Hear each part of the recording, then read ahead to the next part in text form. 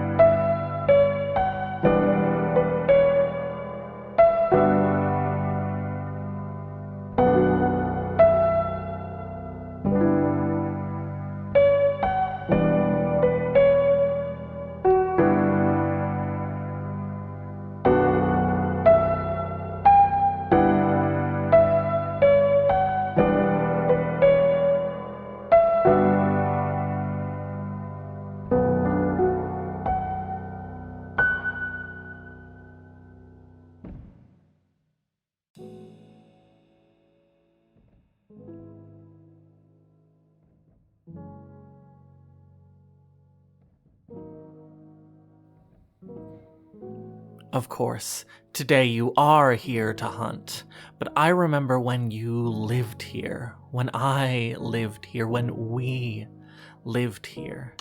Do you remember the bagel shop just down the street? Do you remember coming home with boxes of day-old bagels for me? Cheap and stale, but still good. And for a week, we would have them for breakfast and lunch every day. And we would get so sick of them that it would be a month before we could have them again. Oh, but when we did, it would be so good all over again. Do you remember any of this? As you walk past that same shop without even looking in the window? There's a reason why this institution is in the heart of civilization, while all the others are kept at such distance. And that is because it is the first line of defense, a bulwark against allowing simple anxiety to fester into more severe forms of madness. On a middle floor of a nondescript tower, down a poorly lit beige hallway, you find a strange sort of lounge of abstract landscape prints on white walls, of unremarkable jazz, of pleather seats and nylon tables all bolted to the floor, and of the anxious sitting at them, sipping from patterned paper cups. I remember being one of them once. I remember hoping that this time maybe it would work. It would really work. And at the far end of the room, your quarry.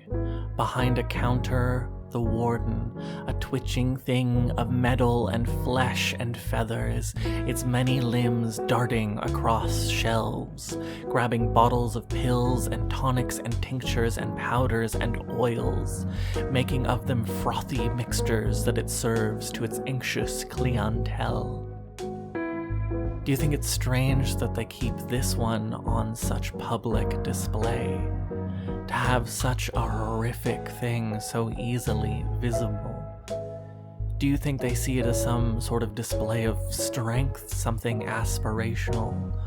Or is it some sort of threat? As you approach it, it cocks its head and croaks at you. "What's wrong?" And, well, killing it is what's wrong. It may be right there, but there's 2 feet of chest-high counter between you and it, and an exit door right behind it. And so what's stopping it from fleeing into the city as soon as you even draw your baton? And you give it an answer. Honestly? Is this you being honest when you tell it that you're exhausted, tense, spending every second of every day tired and stressed? Or is this another trick? It pauses to listen and then springs into motion, mixing you a drink of vibrant, viscous green that smells like fresh cut grass and freshly turned earth, and you drink it without a second thought. And then you feel your muscles loosen, and suddenly everything is so light and soft. The world trades its harsh edges for a thin layer of fuzz over everything. And there's no worry, there's no care, there's no passion or pain. You simply float through space, day after day, sleeping in flower beds, staring at the sky, blissfully unanchored from the world. And then on the third day you wake up and it's gone.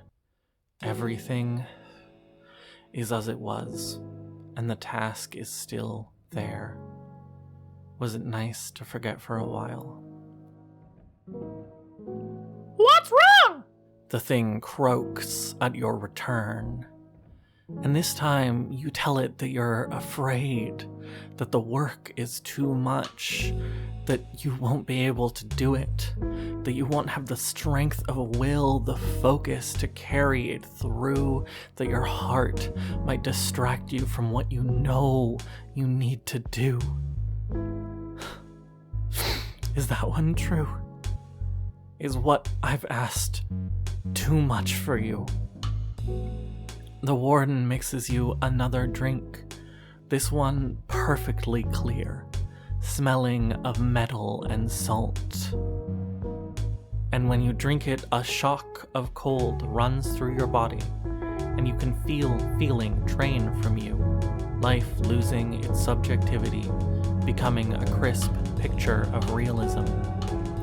You go and you find a job in a bakery, not baking but tallying numbers, sitting in a cramped office recording profits and inventory, the smell of fresh baked bread and pies wafting in through the vents and meaning nothing to you. You are good at this job, and you know that if you could feel satisfaction, you would be satisfied with that. And so that is what you do until the third day you wake up and it's gone. Everything is as it was, and the task is still there. Was it nice to feel normal for a while?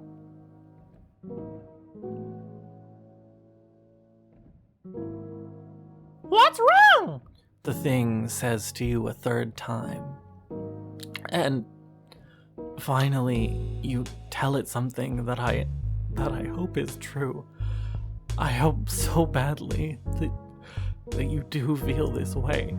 You tell it that you miss your lover. You miss coming home to warmth and laughter and the purpose that love and care brought to your life. I hope that is true. I hope all of this isn't some trick, and that...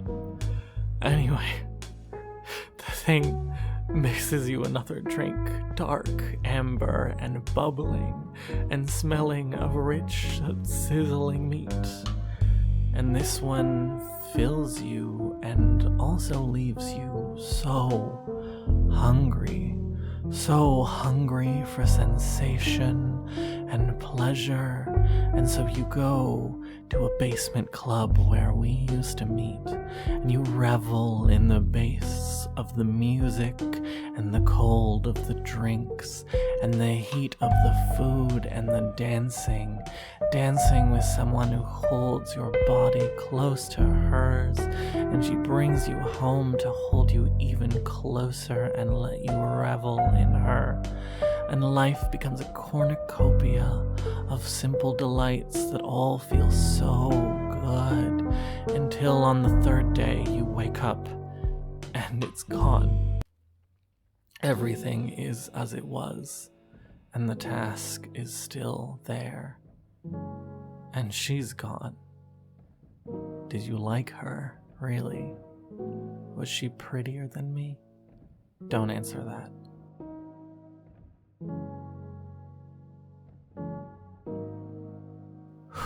So you return again, and this time, before the warden can ask, you ask first, "What's wrong?"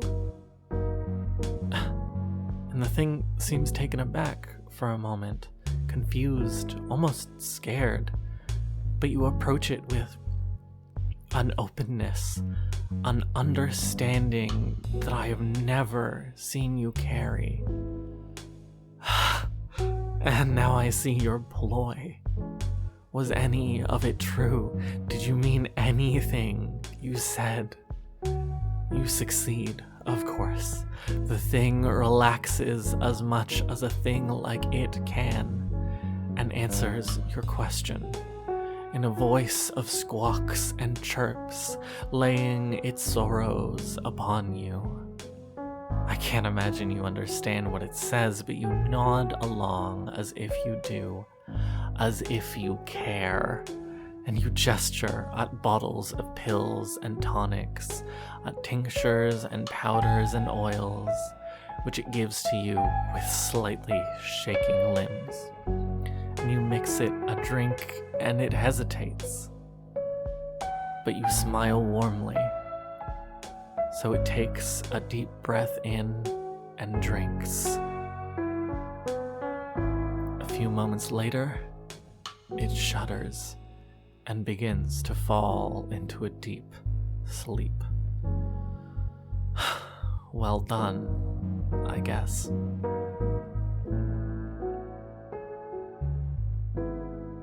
Once it looks to be truly asleep, you place your baton upon its skull and end its life with a single downwards thrust. Such a simple end to such a song and a dance. Vaulting over the counter, your nitrile gloved hands pull metal from flesh, fascia and feathers, bone and sinew, freeing this part of the mad bird from its endoskeletal cage.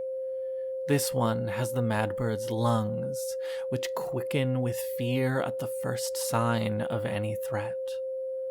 As you leave out the back exit, behind you the anxious break their way into the well-stocked shelves, self-serving themselves desperate relief.